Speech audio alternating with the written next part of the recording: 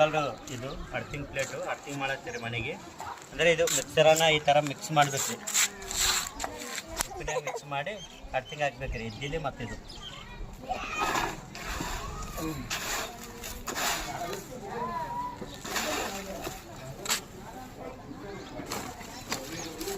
ಕೆಂಪಲ್ ರೀ ಅರ್ತಿಂಗ್ ಕೆಂಪಲ್ ಇದು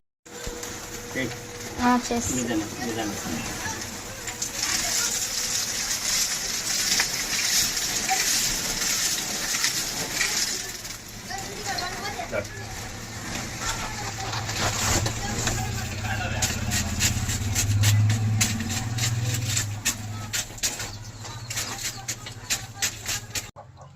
ಅರ್ತಿಂಗ್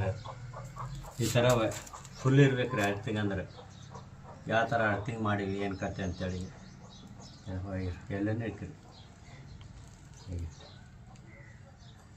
ಕನಿಪಿಸ್ತದ